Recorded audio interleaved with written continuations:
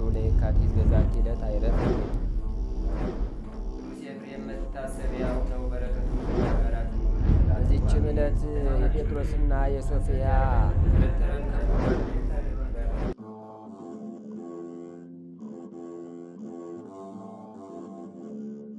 በስመ አብ ወወልድ ወመንፈስ ቅዱስ አሐዱ አምላክ አማስሩ ሐሙስ ለጥቅምት በዛቲ ዕለት ኮነ ሰማዕተ ቅዱስ ቢፋሞን ዘእምሀገረ ኒቆምድያ። አንድ አምላክ በሚሆን በአብ በወልድ በመንፈስ ቅዱስ ስም ጥቅምት 15 በዚች ቀን ከኒቆምድያ አገር ቅዱስ ቢፋሞን በሰማዕትነት አረፈ። የዚህም ቅዱስ አባቱ ጣዖት አምላኪ ነው። እናቱ ግን ክርስቲያን ናት። ጥበብንም አስተማሩት። ከዚህም በኋላ ስሙ አርማላስ ከሚባል ቄስ ጋር ተገናኘ። እርሱም ክብር ይግባውና የጌታችን የኢየሱስ ክርስቶስን የቀናች ሃይማኖት አስተማረው። ክርስትና ጥምቀትንም አጠመቀው። ታላቅ የሆኑ ድንቆች ታምራትን የማድረግ ሀብትን እግዚአብሔር እስከሰጠው ድረስ በጾም በጸሎት ታላቅ ገድልን ተጋደለ። በአንዲት ቀንም ለዓይኖቹ መድኃኒትን እንዲያደርግለት አንድ ዕውር ሰው ወደ እርሱ መጣ። ቅዱስ ቢላሞንም በአብ በወልድ በመንፈስ ቅዱስ ስም እያለ በዕውሩ ዓይኖች ላይ የመስቀልን ምልክት አደረገ። ያን ጊዜም ዓይኖቹ ድነው አየባቸው፣ ጤነኛም ሆነ። ንጉሡም ዓይኖቹ የተገለጡለትን የዚያን ዕውር ዜና በሰማ ጊዜ ወደ እርሱ አቀረበው እና ዓይኖችህን ማን አዳነ ብሎ ጠየቀው። እርሱም እንዲህ ብሎ መለሰለት፣ ቅዱስ ቢላሞን ፈወሰኝ። እርሱ እጁን በዓይኖቼ ላይ አድርጎ በስመ አብ ወወልድ ወመንፈስ ቅዱስ እያለ በመስቀል ምልክት አማተበብኝ። ያን ጊዜ አየሁ። ይህንንም ብሎ እኔ ክርስቲያን ነኝ እያለ በንጉሥ ፊት በግልጽ ጮኸ። ንጉሡም ራሱን በሰይፍ እንዲቆርጡ አዘዘና ቆረጡት። የምስክርነት አክሊልን በመንግሥተ ሰማያት ተቀበለ። ከዚህም በኋላ ወታደር ልኮ ቅዱስ ቢላሞንን አስቀረበው። ስለ ሃይማኖቱን በጠየቀው ጊዜ እርሱም ክርስቲያን ነኝ ብሎ በፊቱ ታመነ። ንጉሡም ብዙ ሽንገላን በመሸንገል አባበለው፣ ብዙ ቃል ኪዳንም ገባለት። ባልሰማውም ጊዜ በእርሱ ላይ ተቆጥቶ ድምፁን ከፍ አድርጎ ካልሰማኸኝ የጽኑ ስቃይን አሰቃይሃለሁ አለው። ቅዱስ ቢላሞንም እኔ ከስቃይ የተነሳ ፈርቼ ሃይማኖቴን ለውጬ ፈጣሪን አልክድም አለው። ከዚያችም ቀን ጀምሮ በብዙ አይነት ስቃይ በብዙ ቀኖች ውስጥ ማሰቃየትን ጀመረ። በግርፋት በስቅላትም በባህር መስጠምም ወደ እሳት በመወርወርም የሚያሰቃይበት ጊዜ አለ። በዚህም ስቃይ ውስጥ ሳለ ክብር ይግባውና ጌታችን ኢየሱስ ክርስቶስ ባጠመቀው ቄስ በአርሜላዎስ አምሳል ተገለጸለት። እንዲህም የሚል የደስታ ቃል አሰማው። የመረጥኩ ቢላሞን ሆይ ደስ ይበልህ፣ እኔ ሰማያዊ መንግስትን አዘጋጅቼልሃለሁና። የንጉሡ ጭፍሮችም ይህን የደስታ ቃል ሰሙ። ክብር ይግባውና በጌታችን ኢየሱስ ክርስቶስም አምነው እነርሱ በሕያው እግዚአብሔር ልጅ ክርስቶስ ያመኑ መሆናቸውን በንጉሡ ፊት ገለጡ። በዚያንም ጊዜ ራሳቸውን በሰይፍ እንዲቆርጡ ንጉሡ አዘዘ። ቅዱስ ቢላሞንንም እንዲቆርጡ ታዘዘ። ከሊ ጭፍሮች ጋርም እንዲገድሉን ፈጸመ። ቁጥራቸውም 158 ነው። የሰማዕትነት አክሊልንም በመንግሥተ ሰማያት ተቀበለ። ለእግዚአብሔርም ምስጋና ይሁን። እኛንም በዚህ ሰማዕት ጸሎት ይማረን፣ በረከቱም ከእኛ ጋር ትኑር ለዘላለሙ። በዚችም ቀን የቢላሞን ማኅበር የሆኑ 158 ሰማዕታት መታሰቢያቸው ነው። ደግሞ የሰላቲዮን፣ የአጥራኪስ፣ የኢናፍር፣ የአድራኒቆስ፣ የአርሞሊስ፣ የአርሞቅስ፣ የአድማንያ፣ የአርሚስ፣ የቅድስት ጾመታ፣ የአባት ኢሳይያስ፣ የጳውሎስ ረድ፣ የሲላስና የሐዋርያትም የረፍታቸው መታሰቢያ ነው። ለእግዚአብሔር ምስጋና ይሁን። እኛንም በጸሎታቸው ይማረን፣ በረከታቸውም ከእኛ ጋር ትኑር ለዘላለሙ። ሰላም እብል ለርክበተ አጽምክሙ ወርቅ አዝቂር ወኪርያቅ ወሰላም ለሲላስ ረድ ጳውሎስ ማይነቅ ዘጸለለ በጌጋይ እምነጽሮታ ለጽድቅ አይነ ህሊናየ ፈውሱ በምራቅ ሰላም ሐዋርያቲሁ ለአብዛ አሃዙ ዮም በቃለ ጥበብ በቤተ ክርስቲያን አቲንታ አሕዛብ ያስተጋብኡ መጻሕፍተ እምባሕረ መለኮት ርሂብ ከመጽጉያት ያስተጋብ ሰበከ ጽጌያት ያስተጋብ ንብ። አንድ አምላክ በሆነ በአብ በወልድ በመንፈስ ቅዱስ ስም ጥቅምት 16 በዚች ቀን ለአባቶች ሊቃነ ጳጳሳት 49ኛ የሆነ የቅዱስ አባት የእስክንድርያ ሊቀ ጳጳሳት አባ ያቃቱ አረፈ። በዚችም ቀን የቅዱሳን መቁሮፊዮን፣ የእብሎ፣ የባሕታዊ ኢሳይያስ ረድ፣ የጴጥሮስ ደግሞ የፋሩ የድርቄ አገር የሆኑ የ45 ጻድቃን የመስተጋድል አሮን፣ የቃርቡ የአናልዩ የአባ ጳውሊ የመስተጋድል ማርቆስ የረፍታቸው መታሰቢያ ነው። እግዚአብሔርም በጸሎታቸው ይማረን፣ በረከታቸውም ከእኛ ጋር ትኑር ለዘላለሙ። ዛቅረብ ኩማ ኢሌተ ዘኪርያ ይላፈም ለተጸምዱ ከዘልፈለላ አነብቶ ከብዘንዴቴ መጽሐፈን ተረሰይ ከግዚኦ ጸዲቀ መበለት ኩፈም ለአብኡ ብኡላን ዘተርፈ ነቢያት ቅዱሳን ሐዋርያት ሰባክያን ሰማዕታት ጻድቃን ወመላእክት ትጉሃን ደናግል አድኅዩ መነኮሳት ኢራን ባርኩ ጉባኤ ዛቲ መካን እስከ አረጋዊ ሊቅ ወንዑስ ሕፃን ለዘጸሐፎ በክርታስ ወለዛ ጻፎን ዘይደርስ ወለዛ አንበቦ ለዘተርጎሞ በልሳን አዲስ ወለዘ ሰማ ቃሎ በዝነ መንፈስ በጸሎተሙ ማርያም አራቂተ ኩሉም ባይ ስውረ የማሐረነ ኢየሱስ ክርስቶስ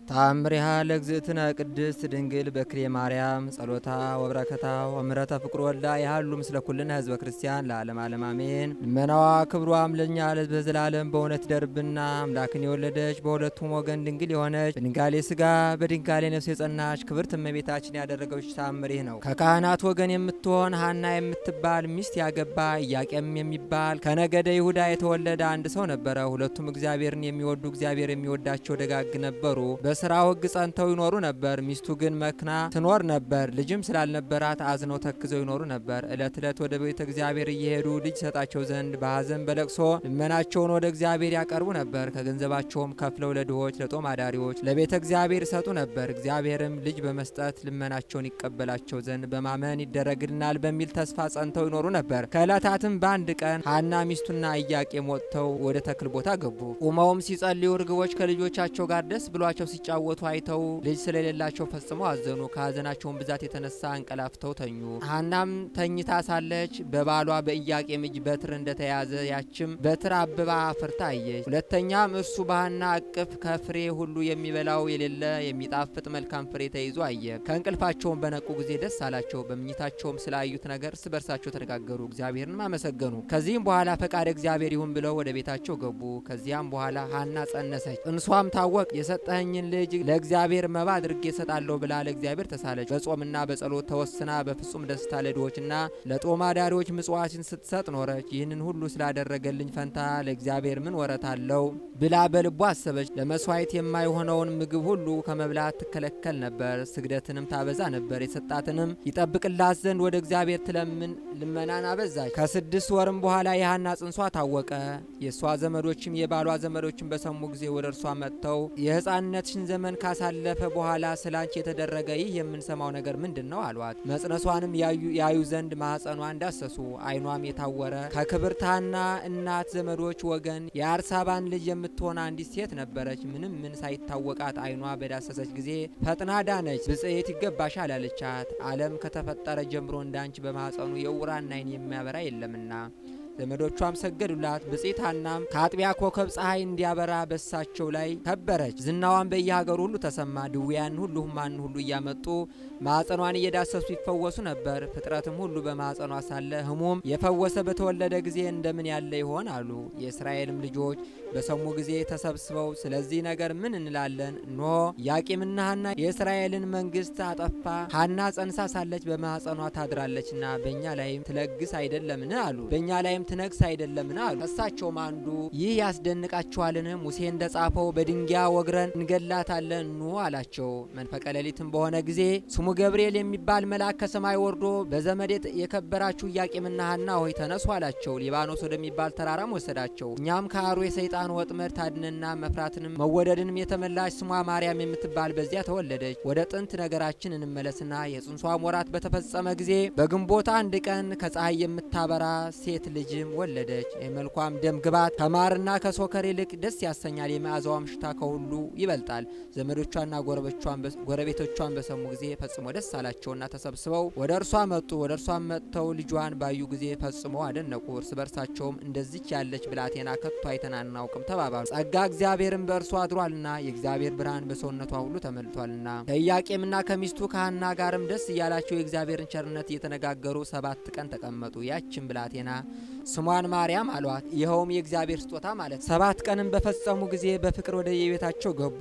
ኢያቄምና ሐናም ልጃቸውን ማርያም ሲያሳድጉና ስለ ልጃቸውም ለሳቸው ስላስተዳደጓም ሁሉ እግዚአብሔርን ፈጽመው ሲያመሰግኑት 3 ዓመት ኖሩ። በጾምና በጸሎት ተወስነውም ለድሆችና ለጦም አዳሪዎች ምጽዋትን እየሰጡ በጎ ስራን መስራት አበዙ። ልጃቸው ማርያምን በንጽህና ሲያሳድጓት 3 ዓመት በተፈጸመ ጊዜ ሐና ባሏ ኢያቄምን ወንድሜ ሆይ ልጃችን ለቤተ እግዚአብሔር እንሰጥ ዘንድ ልጃችን ቤተ እግዚአብሔር ልታገለግል ነው እንጂ በዚህ ዓለም እኛን ልታገለግል እንዳልተሳልን አስብ አለችው። ኢያቄምም ይህንን ሁሉ ከሚስቱ ጋር በሰማ ጊዜ ፈጽሞ ደስ አለው። ለመንገድ የሚሆነውም ስንቅና ለቤተ እግዚአብሔር የሚሆነውን መባም ሁሉ አዘጋጁ። ቤተሰቦቿና ባልንጀሮቿም ዘመዶቻቸውም ሁሉ ጠሩ። ልጃቸውንም ይዘው ሄዱና ወደ ቤተ መቅደስ አስገቧት። ካህናት በቤተ መቅደስም ያሉ በሰሙ ጊዜ እነርሱን ለመቀበል ወጥተው መንፈሳዊ ሰላምታ ሰጧቸው። ኢያቄምና ሐናም ልጃቸው ማርያምን አመሰገኗት።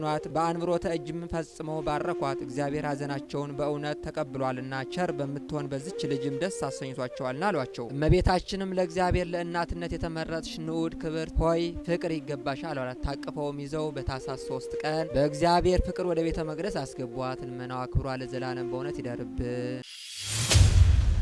ሃይማኖት ማለት እግዚአብሔርን ማመን፣ ሃይማኖት ማለት የእግዚአብሔርን አዳኝነት አምኖ መታመን፣ ሃይማኖት ማለት እግዚአብሔርን በማመን በመከራ ውስጥ ሁሉ ሆኖ ጸንቶ መኖር ማለት ነው። መላእክት ቅዱስ ገብርኤል ሁሉ ጊዜ ካጠገባችን እንዳለ እንወቅ። አቃቤ መልአክ ነው፣ አይለየንም። ኃጢአት ብንሰራ እንኳን ራቅ ይለናል እንጂ ርቆን ትቶና አይሄድም። ክርስቲያኖች ስለሆን በስሙ ስለተጠራን በመከራም ውስጥ ብንሆን መልአኩ ከኛ ጋር አለ፣ እግዚአብሔር ከኛ ጋር አለ። አድኖቱ ማዳኑ ከኛ ጋር አለ። ምን ማለት ፈልገህ ነው? ክርስቲያን መሆን እኮ ወንጀል ነው፣ ያስገድላል አለው። አዎ ለእኔ ሰላም አለኝ ብታሳድደኝም፣ ለአንተ ግን ሰላም የለህም። እናቴና ያጠመቀኝ ካህን ያወጡልኝ ስም ቂርቆስ ይባላል። የኔ ደግሞ የሃይማኖት ስሜ፣ የማንነት ስሜ፣ የሰውነት ስሜ ክርስቲያን ይባላል። እኔ ክርስቲያን ነኝ አለው ቅዱስ ቂርቆስ። አሜን። የአምላካችን የጌታችን የመድኃኒታችን የኢየሱስ ክርስቶስ ስም ቸርነቱ፣ ምሕረቱ፣ ጸጋው፣ በረከቱና ይቅርታው የማያልቅ የአምላካችን የእርሱ ቅዱስ ስሙ የተመሰገነ ይሁን። መጨረሻው የሚጸና እሱ ይድናል። የማቴዎስ ወንጌል ምዕራፍ 10 ቁጥር 20 እችን እንዳትረሱ፣ ቤትም ሄዳችሁ እንድታነቡ። ምዕራፍ 10 ብዙ ትምህርት ያለበት ነው። ቁጥር 20 ላይ እግዚአብሔር እንደፈቀደ በመከራ በግፍ በስደት በብዙ ውጣ ውረድ ውስጥ ሃይማኖትን የሚጠብቅ ምግባርን የሚሰራ እግዚአብሔርን አምኖ የሚጸና በመከራ የሚታገስ ሰው፣ በመከራ የሚታገስ ሰማዕት፣ በመከራ የሚታገስ አማኝ ይድናል ብሏል እግዚአብሔር። ለእርሱ ክብር ምስጋና ይግባውና ይሄ የሐዋርያው የቅዱስ ማቴዎስ መልእክቱ ትምህርቱ ከመጀመሪያው ከቁጥር 10 ሲጀምር ጌታችን አምላካችንና መድኃኒታችን ኢየሱስ ክርስቶስ ሐዋርያትን ለትምህርተ ወንጌል እስከ ዓለም ዳርቻ ድረስ እንዲያስተምሩ 12ቱን ሐዋርያት መርጦ የሚያሰማራበትን ቃለ ትምህርት፣ ቃለ ምዕዳን፣ ቃለ ቡራኬ አምላካዊ የሆነውን ጸጋ የሰጠበት ምዕራፍ ነው። የምዕራፉ መልእክት በዋናነት 12 ሆነው ለመረጣቸው ለሐዋርያት ቢሆንም በታሪክ በቤተ ክርስቲያን ሕልውና ውስጥ ግን ምእመናን ሁሉ የሚጠቀሙበት ለምእመናን ሁሉ ሐዋርያት የሚያስተምሩትና በሕይወት የሚሰብኩበት መሰረታዊ ትምህርት ነው። አዎ ጌታችን ሐዋርያትን ከመረጠ በኋላ ወደዚህ ዓለም ሲልካቸው የሚገጥማቸውን ነገር ነገራቸው። ከዚያ ውስጥ ግን አብሮ ስለኛ ስለ ምእመናን የእግዚአብሔርን አንድነትና ሶስትነት፣ አዳኝነቱን፣ ሀልወቱን፣ እግዚአብሔር መኖሩን፣ ጸጋ በረከት የሚሰጥ መሆኑን፣ አዳኝነቱን፣ ፍጹም የሆነ አምላክነቱን፣ ከሱ በቀር ሌላ አምላክ እንደሌለ ማመናችንን፣ በእርሱ የሚያምን ሁሉ በዚህ ዓለም ስደት መከራ እንደሚገጥመው አብሮ ነግሯቸዋል። ስለ ስሜ እኔን በማመናችሁ የተጠላችሁ ትሆናላችሁ ብሏቸዋል። ይህንን መልእክት ነው ቅዱሱ ሐዋርያው በዚህ ምዕራፍ ላይ ያስተማረን። ስለ ስሜ የተጠላችሁ ትሆናላችሁ። በአደባባይ ላይ ያወጧችኋል። በመከራ በብዙ መከራ ያስጨንቋችኋል። መከራንም ያበዛባችኋል። በዚህ ዓለም ላይ እስካላችሁ ድረስ መከራ አለባችሁ፣ ችግር አለባችሁ፣ ስደት አለባችሁ አላቸው። ያሳድዷችኋል። በአንድ ቦታ ቢያሳድዷችሁ ወደ ሌላ ቦታ ሽሹ። በአንድ ቦታ መከራ ቢያመጡባችሁ መከራውን ታግሳችሁ ሃይማኖትን ጠብቃችሁ እኔን ሳትክዱ አምላካችሁን እግዚአብሔርን ፈጣሪያችሁን አንድ አምላክ እሱ መሆኑን እየመሰከራችሁ ከቦታ ቦታ እየተዘዋወራችሁ ምግባርን ሃይማኖትን እያጸናችሁ ኑሩ እንጂ ሃይማኖትን አትካዱ፣ ሃይማኖት መዳኛችሁ ናትና ብሎ አስተምሯቸዋል። ወደ ሸንጎ ወደ ምክር ቤታቸው ወደ ፍርድ ቤታቸው ወደ መከራ አደባባያቸው ባወጧችሁ ጊዜ ደግሞ አትጨነቁ፣ አትስጉ። እናንተ ሳትሆኑ በእናንተ ላይ እግዚአብሔር ይናገራል። ስለ እርሱ መከራን የምትቀበሉለት፣ ስሙን በአደባባይ የምትመሰክሩለት አንድ አምላክ እሱ ብቻ ነው ብላችሁ በእምነት ጸንታችሁ የምትኖሩለት አምላክ ለእናንተ ይመሰክራል፣ በእናንተ ላይ ሆኖ ይናገራል። ለምትናገሩትም አትፍሩ አላቸው። እግዚአብሔር በእናንተ ላይ አድሮ ይናገራልና ምን ልናናገር ነው? የአሕዛብ መኳንንት፣ ንጉሱ፣ ቄሳሩ፣ ንጉሠ ነገሥቱ ጃንሆይ ፊት ለፍርድ ሲያቀርቡን ምን እናገራለን ብላችሁ አትጨነቁ። ምን እንመልሳለን ብላችሁ አትጨነቁ። እሱ በእናንተ ላይ ይናገራልና፣ እሱ ስለ እናንተ ይናገራልና፣ እሱ እናንተ በቆማችሁበት አደባባይ እግዚአብሔር ይናገራልና አትፍሩ ብሎ ነገራቸው። ይሄ ነው ትልቁ ትምህርት በዚህ ምዕራፍ ላይ የምናገኘው። ይሄንን በማድረግ በአንድ አምላክ ጸንቶ በመኖር የክርስትና ሃይማኖትን ምግባር በመመስከር ጸንቶ የሚቆይ ቢኖር፣ በትዕግስት የሚቆይ ቢኖር ዘልፈ ማለት ዘወትር ማለት ነው።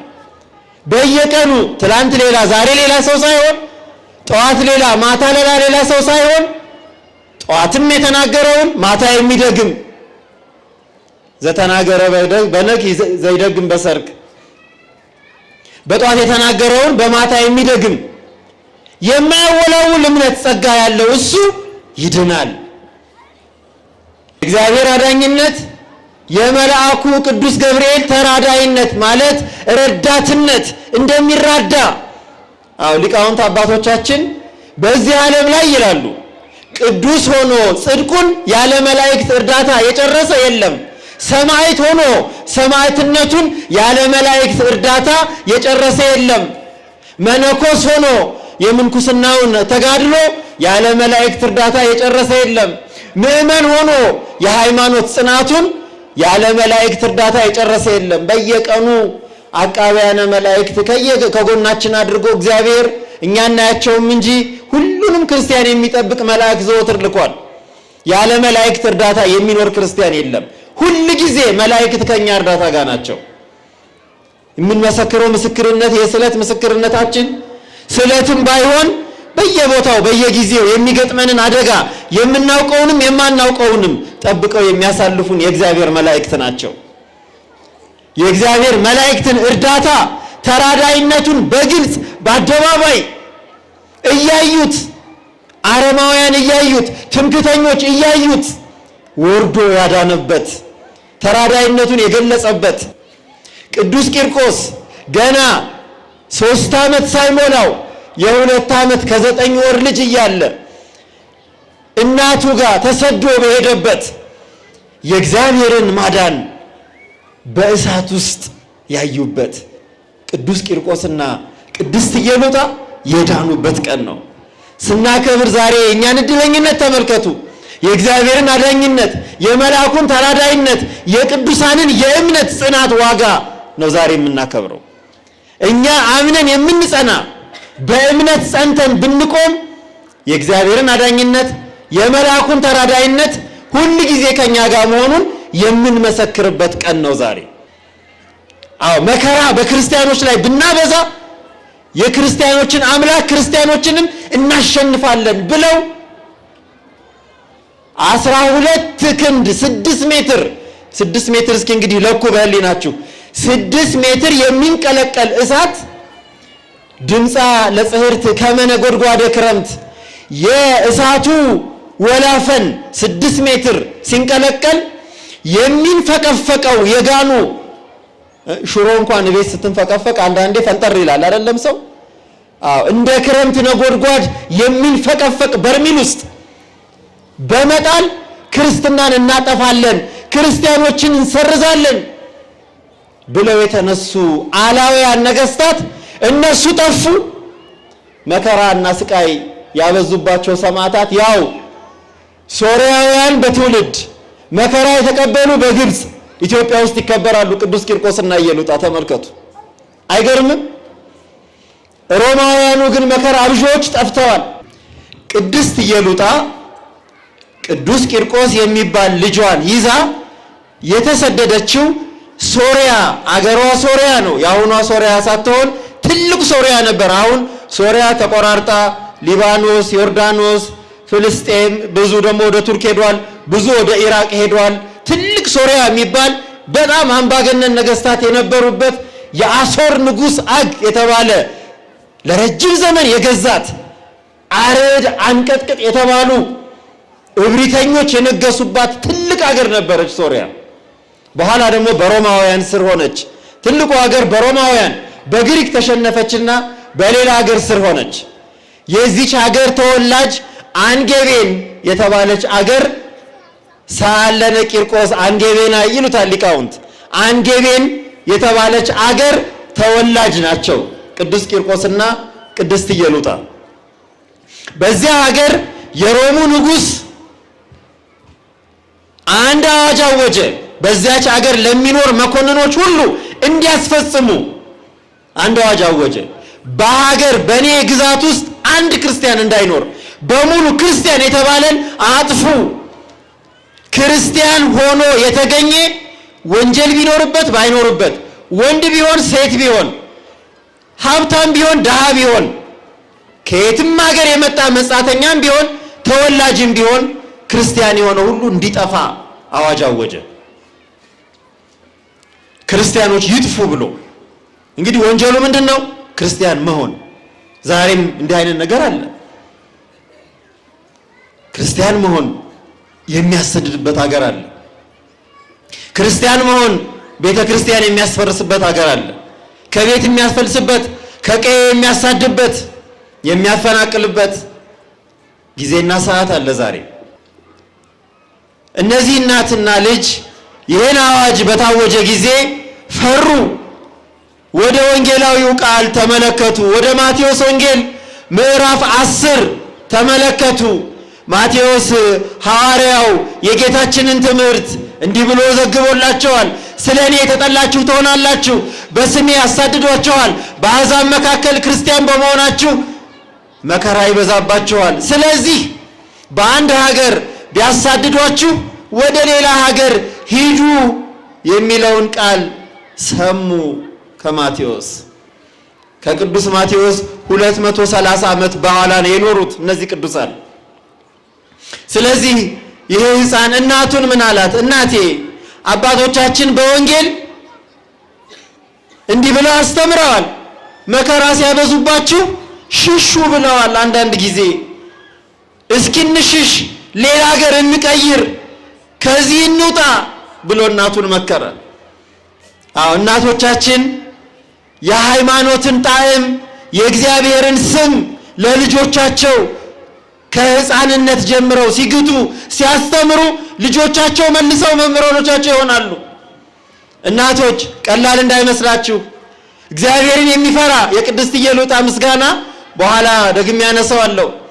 የቅድስት ኢየሉጣ ምስጋና ምን መሰላችሁ? አንተን የሚፈራ ስምህን የሚጠራ ልጅ ስለሰጠኸኝ አመሰግናለሁ።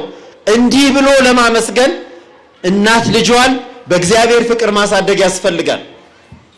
ይሄን የ2 ዓመት ሕፃን ኢየሉጣ ትምህርተ ክርስትና አስተምረዋለች፣ ያቺ ትልቅ እናት ቅድስት ኢየሉጣ። ስለዚህ መልሶ እሷ ያስተማረችውን ነገራት። ከዚህ እንሽሽ አላት። እሺ አለች። ሀብት ንብረቷን ጓዟን ይዛ የቻለችውን ታቅፋ ሕፃን ልጇን ይዛ ከሶሪያ ወደ ግብፅ ተሰደደች።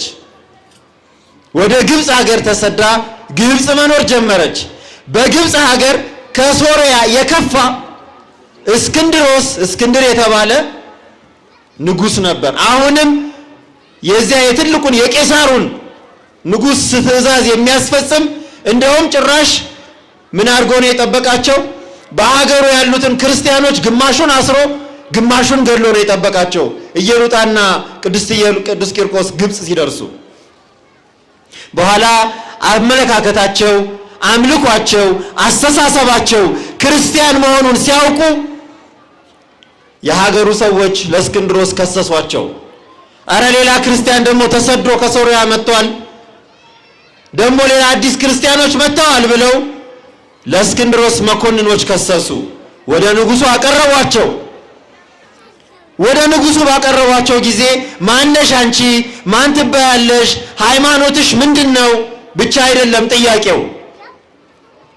አሁን የገሌ ነኝ እንግዳ ያው አጵሎን የተባለ አፖሎ ነው አሁን የሚባለው። አው የግሪኩ ስም ነው አባቶቻችን አጵሎን ብለው የተረጎሙት።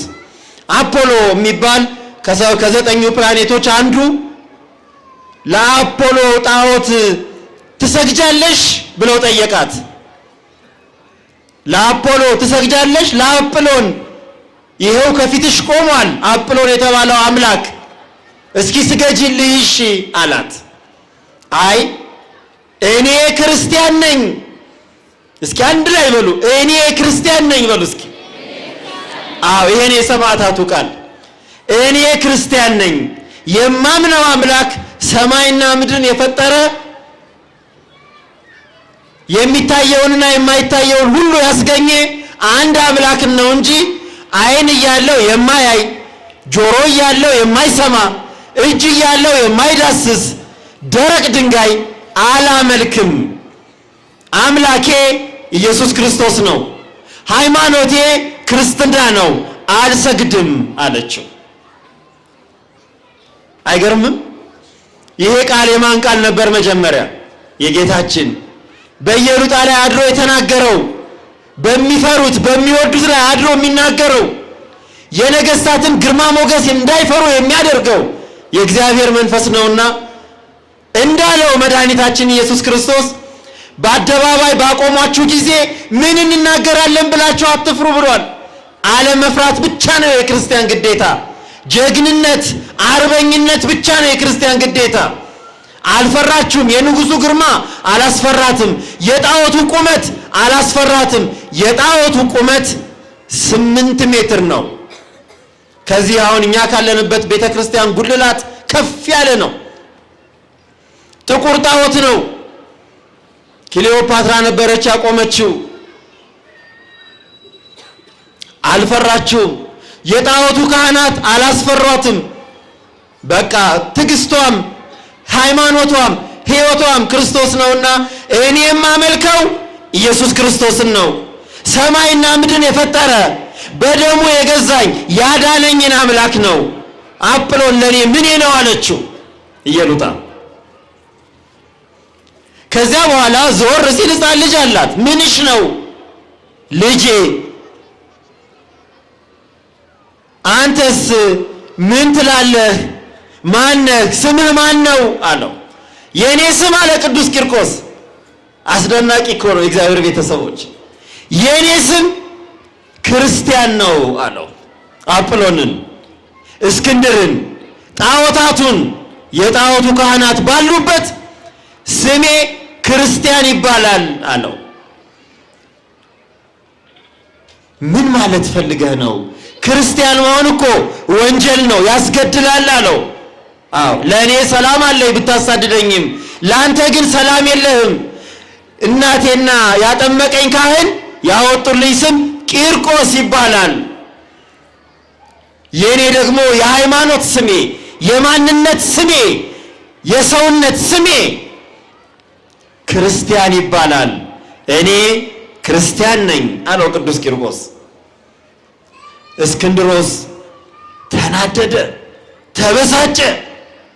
እንዲህ አለው፣ አንተ ሕፃን ልጅ ነህ። የእኔ ጣዖት ሕፃን ይወዳል። አፖሎ እንዳንተ ያለ መልካም ሕፃን ይወዳል። እስኪንካ ይሄንን ማዕጠንት ውሰድና አጵሎንን እጠነው፣ ለአጵሎን መስዋዕት አቅርብ፣ ስገድለት አለው።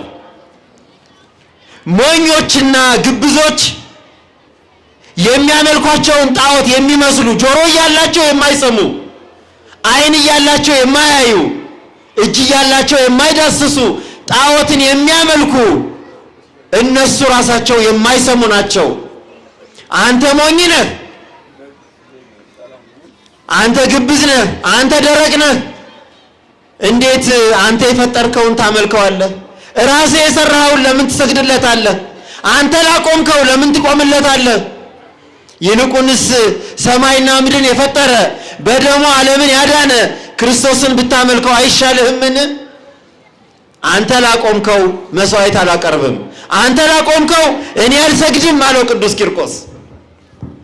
አንተ ላቆምከው እኔ አልንበረከክም፣ እኔ ክርስቲያን ነኝ አለው።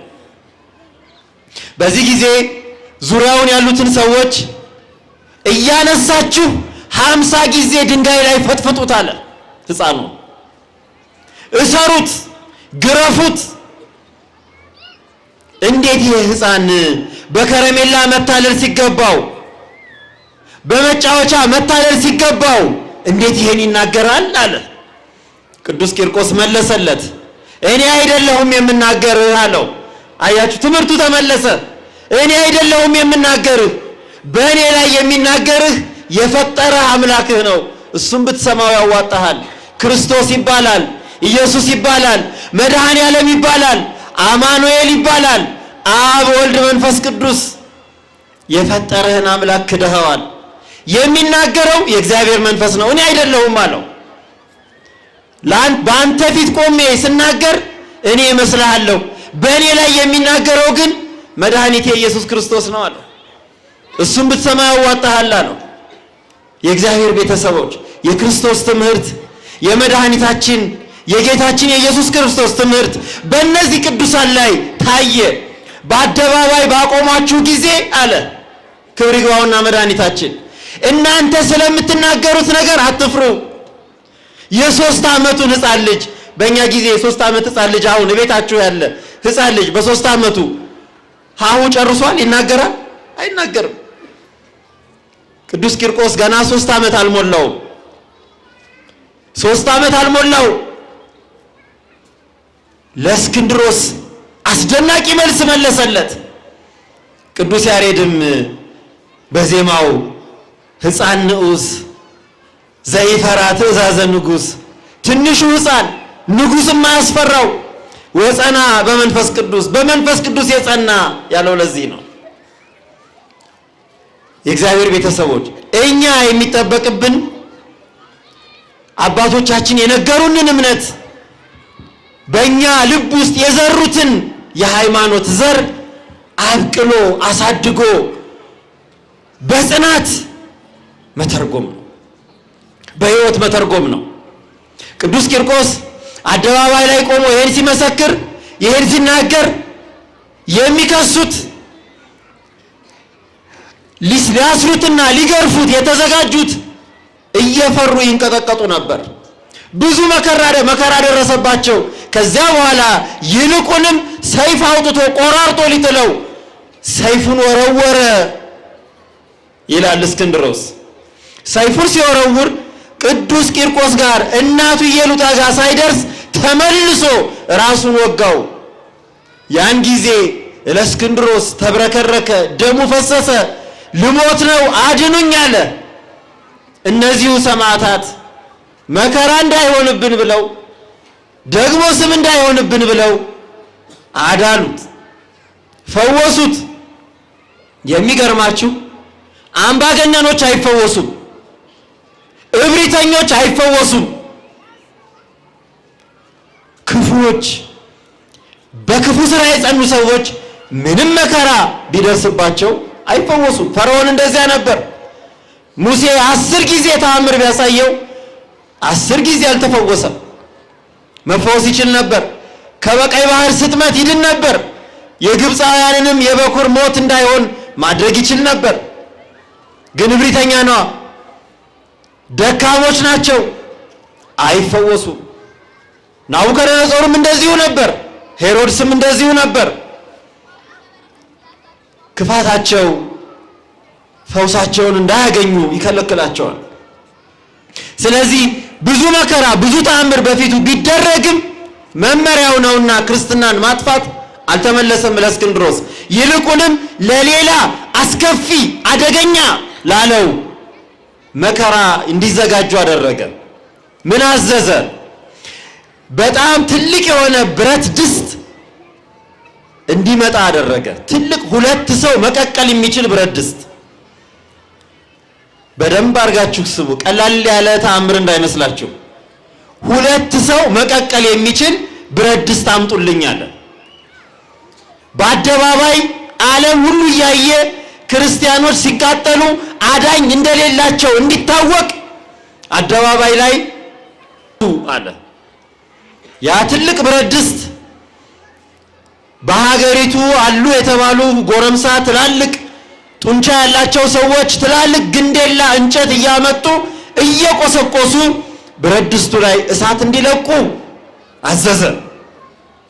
በደንብ አድርጋችሁ ለኩሱ አለ። በደንብ አድርጋችሁ አያይዙት አለ። የእሳቱ ወላፈን በየእጃችሁ ላይ ያለው ጧፍ ወላፈኑ እቺ የምትንቀለቀለው የጣታችሁን ያህል እንኳን አትረዝምም። የዚያን ጊዜው የብረት ድስቱ ላይ የተደረገው እሳት 12 ክንድ የእሳቱ ወላፈን እንዲንቀለቀል አደረገ። 12 ክንድ 6 ሜትር ማለት ነው። እሳቱ እንዲያያዝ አደረገ። ብረት ድስቱ ውስጥ ምን እንጨምር አሉት ተላላኪዎቹ፣ አጎብዳጆቹ።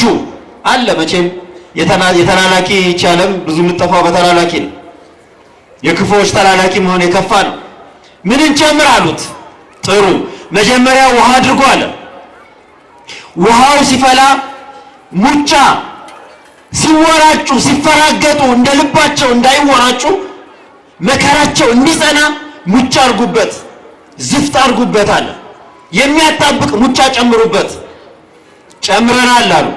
እዚያ ውስጥ ደግሞ የሚቆነጥር ሽቦ እየቆነጠረ ሰውነታቸውን ቆንጥሮ የሚይዝ ሽቦ ሲፈራገጡ እሳት ውስጥ ቆንጥሮ የሚይዛቸው ሽቦ ጨምሩ። ጉተትም አድርጉበት፣ ስለት ቢላም አድርጉበት፣ ቆራርጦ የሚጥል አድርጓል። ይሄን ሁሉ አድርገናል አሉ። ከዚያ አሁን በደንብ ይፍላ አላቸው። በደንብ ሲፈላ ነጎድጓድ ሆነ። ብረት ድስት ውስጥ የሚፈላው እሳት የሚፈላው ውሃ ከነዝፍቱ እንደ ክረምት ነጎድጓድ ይሰማ ጀመር። ተንቀለቀለ። አሁን አምጡልኝ አለ። አሁን አምጡልኝ እነዚህን ሰዎች እዚህ ውስጥ ተጨምረው ሲንፈቀፈቁ ማየት እፈልጋለሁ አለ። ሕፃን ቅዱስ ቂርቆስንና ኢየሉጣን ይዘው መጡ። እሳት ውስጥ ሊጨምሩ ሲቃጠሉ ሲበስሉ ሊያዩ፣ በዚያ እነሱ ሊዝናኑ። ዓለም እንዲህ ነች። እግዚአብሔር ቤተሰቦች የሚያሳድዱ ሰዎች በእኛ መሰደድ የሚሰቃቸው እንዳይመስላችሁ፣ ደስ ነው የሚላቸው። መከራ የሚያበዙ ሰዎች መከራውን አስበው ስለሆነ የሚያደርጉት በእኛ መከራ ይዝናናሉ። ለአንበሳ ሰጥተው እነሱ ይስቃሉ፣ ለአራዊት ሰጥተው እነሱ ይዝናናሉ። አሁን ደግሞ ለእስክንድሮስ ዋና ሐሳቡ እነዚህ 2 ቅዱሳን በእሳት ሲቃጠሉ ማየት ነው። ይህን ማየት ፈለገ። አምጡልኝ አለ። አመጧቸው። የእሳቱን ወላፈን የነበልባሉን ትልቅነት ሙቀቱን ከዚያም አልፎ በውስጥ የሚንፈቀፈቀው እንደ ክረምት ነጎድጓድ መሆኑን ሲያዩ ኢየሉጣ ፈራች ይላል ገድለ ጸሐፊው። ኢየሉጣ ፈራች።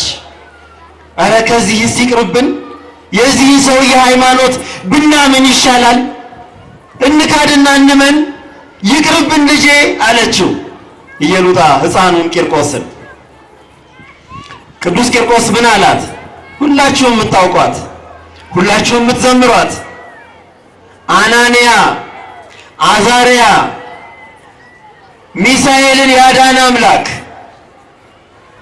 ሚሳቅ፣ ሚድራቅ፣ አብደናጎምን ያዳነ አምላክ በባቢሎን ምርኮ በስደት ሀገር በተማረኩበት ሀገር ረድኤቱን የላከ አምላክ ዳንኤልን ከአንበሳ ጉድጓድ ያዳነ አምላክ ያድነናል አለ ቅዱስ ቂርቆስ።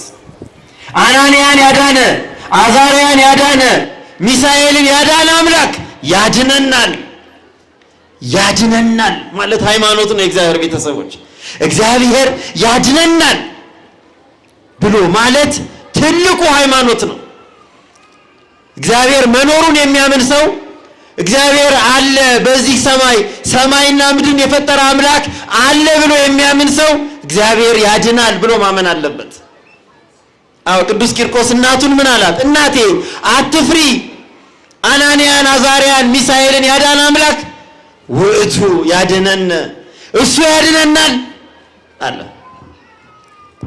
መታመን መጽናት ማለት ይሄ ነው።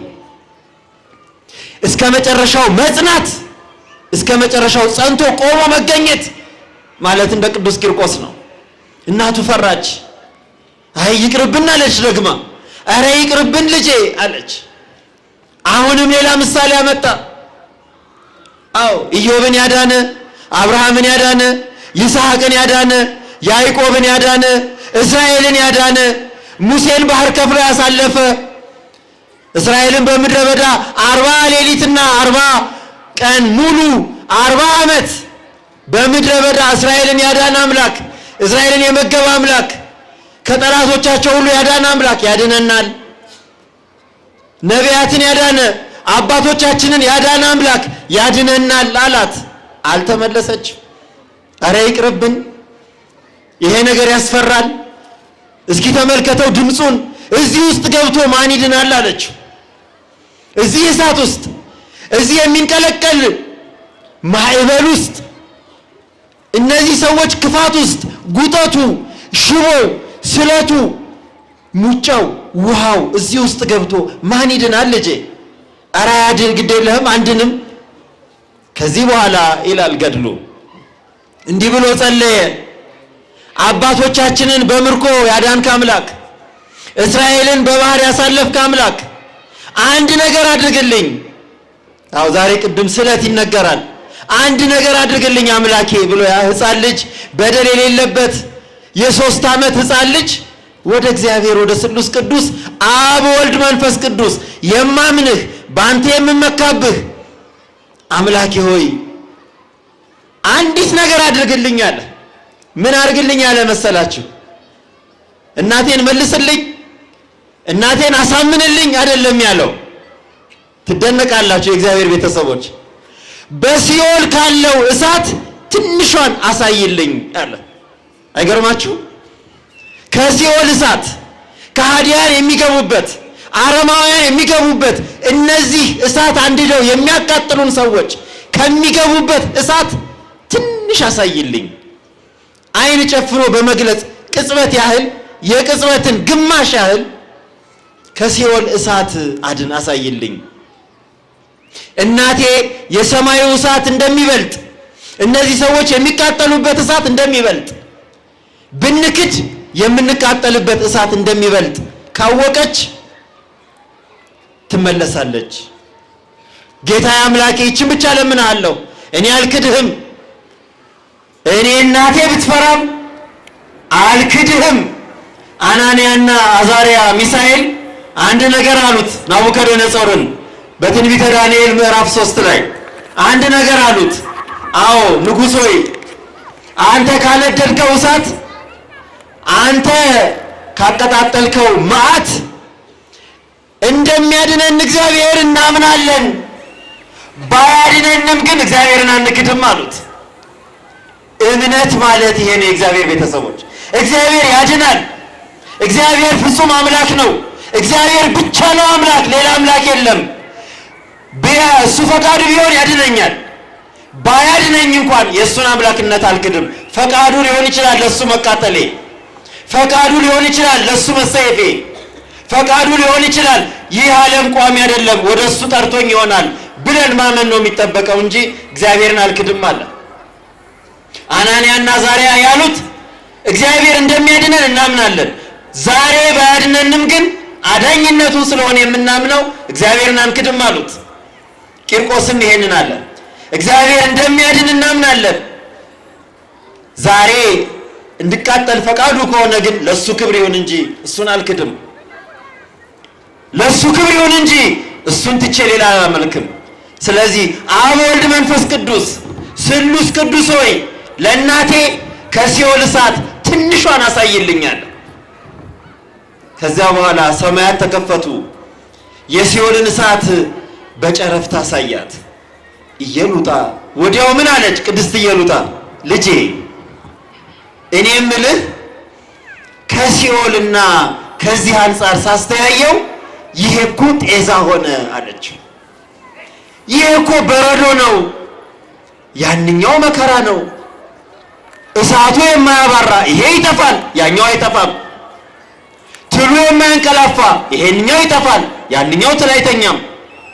እሳቱ የማይጠፋ ትሉ የማያንቀላፋ ዘላለማዊ እሳት ከምቃጠል ዛሬ ልቃጠላለች። ቅድስት ኢየሉጣ ና እንሂድ፣ እንግባ፣ ገድላችንን እንፈጽም አለች። እንግባላቸው፣ እሰሩን፣ እንደምትፈልጉ አድርጋችሁ እሳቱ ውስጥ ጨምሩን አሉ እናትና ልጁ። እነዚያ ጨካኞች፣ እነዚያ ጉደኞች፣ እነዚያ አረመኔዎች፣ እነዚያ አምባገነኖች ጉዳያቸውም አይደለም፣ አይሰሙም። እንደሚያመልኳቸው ጣዖታት ናቸው። እንደ ምኞታቸው ደንቆሮዎች ናቸው። ምኞት ደንቆሮ ነው በባህሪው። እንደ ምኞታቸው ደንቆሮች ናቸው። አንስተው ወደ እሳት ወረወሯቸው። ዛሬ ኃያሉ አምላክ ክብሩን እሱ በፈቀደ ብቻ የሚገልጽ አምላክ፣ እሱ በፈቀደ ብቻ የሚያድን አምላክ፣ በቅዱሳኑ ላይ ከብሮ የሚኖር ፀሐይ ዘያበርህ ዲበ ርእሶሙ ለቅዱሳን የተባለ ሁል ጊዜ በቅዱሳን ላይ እያበራ የሚኖር አምላክ መልአኩ ቅዱስ ገብርኤል ላከ። አዎ ታላቁን መልአክ መጋቤ ሐዲስ ከኢየሉጣና ከቅዱስ ቂርቆስ ጋር አብሮ እሳት ውስጥ ተገኘ። ከዳር ሆኖ እንዳይመስላችሁ፣ ከሰማይ ደመና ላይ ሆኖም አይደለም፣ እዳር ያለ እሳት የማይነካበትን ቦታ ሆኖ አይደለም፣ እሳት ውስጥ ሆኖ አዳናቸው። የእግዚአብሔር ማዳን ይሄ ነው። አጠፋው። ያ የሚንቀለቀል እንደ ነጎድጓድ ይሰማ የነበረ የሚፍለቀለቅ የነበረውን አጠፋው፣ አቀዘቀዘው። በዚያ ውስጥ ሰው ሲቃጠልና ሲቀቀል አይተው ሊስቁ የነበሩ ሰዎች ቅስማቸውን ሰበረው። እግዚአብሔር የተከበረ የተመሰገነ ይሁን። እግዚአብሔር ቤተሰብ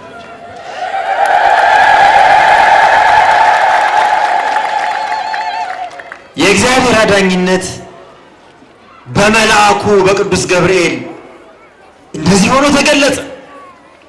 መልአኩ ቅዱስ ገብርኤል ወደዚያ ወደሚነደው እሳት ውስጥ ከቅዱስ ቂርቆስና ከኢየሉጣ ጋር አብሮ ተገኘ። በመከራም ውስጥ ብንሆን መልአኩ ከኛ ጋር አለ። እግዚአብሔር ከኛ ጋር አለ።